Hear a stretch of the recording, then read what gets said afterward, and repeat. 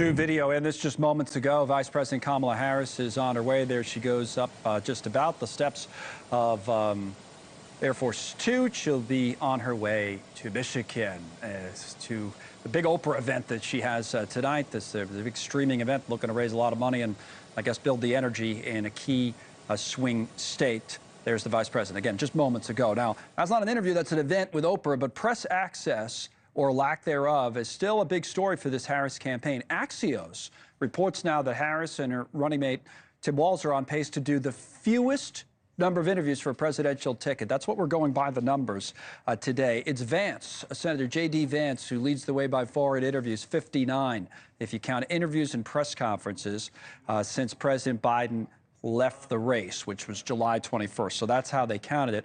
Former President Trump, 14 is the number they give to him. They actually do not include a number of other interviews because they were done with partisan-leaning commentators, not with journalists. But Trump's at 14. So now we go to the other side of things. And Walz, vice presidential candidate, Governor Walz, 3 local interviews, 1 national interview for 4.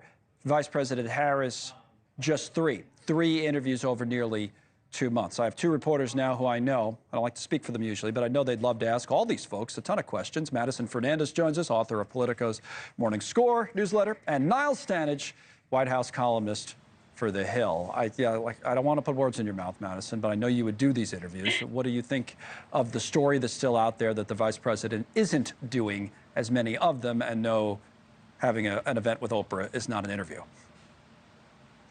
I mean, obviously for the campaigns, they want to be in control of the narrative. And so they might be more likely to go to some more friendly folks. Not that the media isn't friendly, but, you know, they might ask some questions that they don't have very clear answers to. I mean, you know, that Harris, and we've talked about this a lot, Harris has been sort of hit for not being very straightforward on some of her policy positions. And those just might not be questions that these folks are going to be asking her. So, you know, why not go talk to Oprah, or for Trump, go on these podcasts where you can generate that excitement, but you don't necessarily have to get into the weeds that could maybe trip you up. Politically, yeah, you're right. I mean, it's funny now is that people keep asking the question. I was actually on the radio show the other day, and they asked me the same thing. Said, well, could she win the race if she doesn't sit down and do, you know, a serious interview with serious reporters? And, you know, the answer is yes, she can. We don't know if she will, but she can.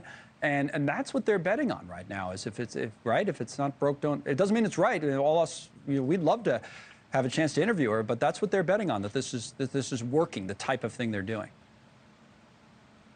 Yeah, absolutely, Connell. This is just one of these situations where the imperatives that we have as journalists and the imperative that campaign managers have are pretty different.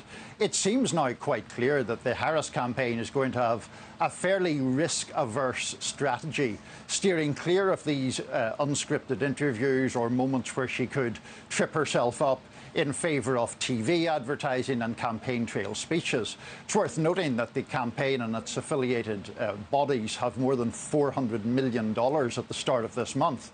That's a lot of money you can spend on TV ads to put your side of the story front and centre, rather than risk something like the local TV interview she did in Pennsylvania a short time ago, which, in my view, was not her finest hour. No, it didn't. It wasn't great. So they're betting more on these things and maybe other local TV interviews. We'll see. And, you know, events like the Oprah event tonight. Okay. Thanks so much for watching. Just go to joinnn.com to find NewsNation on your television provider. And don't forget to click the red subscribe button below to get more of NewsNation's fact-driven, unbiased coverage.